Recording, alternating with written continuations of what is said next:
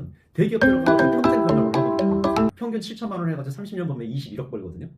그러니까 21억 원이 아니라 이거는 가면 210억이 될 수도 있단 말이죠. 그렇죠. 개인한테 돌아오는 이득이. 그렇기 때문에 좀 매력적이지 않을까요? 인공지능 활용하면 스타트업 취업은 리스크가 큰가요? 크죠. 왜냐하면 성공할지 실패할지 모르는 상황에서 도전을 해야 되니까 굉장히 리스크는 크다고 보는데, 사람 성향에 따라서 그런 걸 좀 테이킹 잘하는 사람이 있는 것 같아요. 그런 사람들은 뭐 중소기업 가서 그런 그 중소기업을 좀 키울 수 있는 그런 기대도 할 수 있는 거고, 대기업 가면 사실 그런 역량은 발휘를 그렇죠. 못 하잖아요. 그래서 저는 스타트업에 대해서 리스크는 크지만 또 도전할 가치는 있지 않겠냐라고 생각합니다. 젊을수록 그런 도전을 해본다라는 게 나중에 성공하면 뭐 더 할 날이 좋겠지만, 실패한다고 해서 그 실패의 경험이 반드시 실패로 끝나지 않을 것 같아요. 그 실패가 쌓여서 나중에 큰 성공을 할 수 있는 자산이 될 거고, 다른 스타트업을 다시 도전을 하던, 아니면 스타트업의 실패 경험을 가지고 다시 뭐 일반 직장으로 취업을 하는, 그런 또 중견이든 뭐 중소기업 취업을 할 때에도 그 경험들이 상당히 도움이 많이 된다라고 생각을 하거든요. 그래서 내가 그 자산을 어떻게 이용할 것인가, 활용할 것인가가 중요하지, 그 경험을 통해서 무엇을 얻었는가가 중요하지, 성공 실패 자체만 가지고 모든 것을 평가할 수는 없다고 생각을 합니다. 제가 만약에 투자자라면요, 이럴 것 같아요. 스타트업을 처음 시작하는 사람한테 돈을 투자할 것 같지는 않거든요. 근데 저 사람이 한 두세 번 실패를 해봤어요. 그리고 실패 원인도 잘 알아요. 그리고 그거를 개선할 수 있는 방법도 찾았어요. 그러고 그런 사람이 다시 스타트업에 도전한다 그러면 저는 그 사람한테 투자할 가치가 충분히 있다고 생각을 합니다. 따라서 나에 대한 자산, 나에 대한 몸 가치를 높이는 방법도, 스타트업에 처음에 몸을 담았을 때 한 번 또 실패했다고 쳐요. 예를 들어서. 그럼 두 번째 담을 때는 좀 실패할 확률이 줄어들 것이고, 세 번째쯤 되면은 실패할 확률이 더 줄어들겠죠.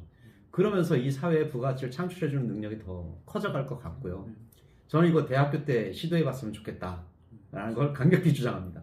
스타트업 자체, 그 회사 자체가 리스크가 큰가 아닌가를 판단을 한다라고 하면, 크게 보면 아까도 말씀하셨던 오너가 어떤 그 경력을 갖고 있고 어떤 생각을 가지고 있는 사람인가 사실 되게 중요한 것 같고, 그 다음에 지금 현재 투자 현황, 이 회사가 지금 투자를 받거나 투자를 어떻게 할 예정인지에 대한 그런 분석도 되게 중요한 것 같아요. 그래서 거기에 뭐 한두 가지 더 있을 수 있겠죠. 그런 것들을 판단해서 이 스타트업에 내가 조인하는 게, 그러니까 그 자체로 리스크가 큰지 안 큰지는 그렇게 판단을 할 수 있을 것 같아요. 그러면 스타트업을 지원을 한다고 하거나, 내가 스타트업을 하기 쉽지는 않을 것 같고, 스타트업에 조인을 할 거냐 말 거냐 할 때 결정할 수 있는 몇 가지가 있는 것 같아요. 첫 번째, 스타트업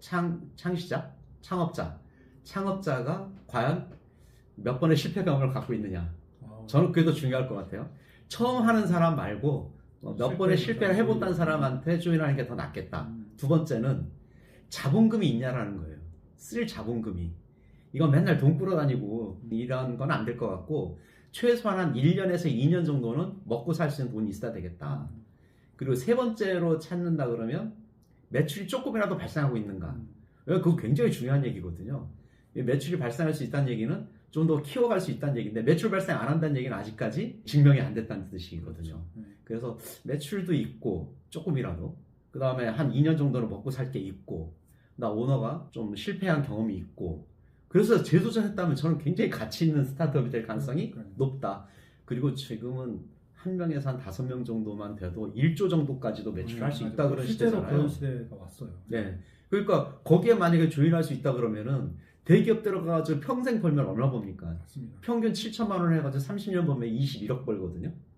그러니까 21억 원이 아니라 이거는 가면 210억이 될 수도 있단 말이죠. 그렇죠. 개인한테 돌아오는 이득이.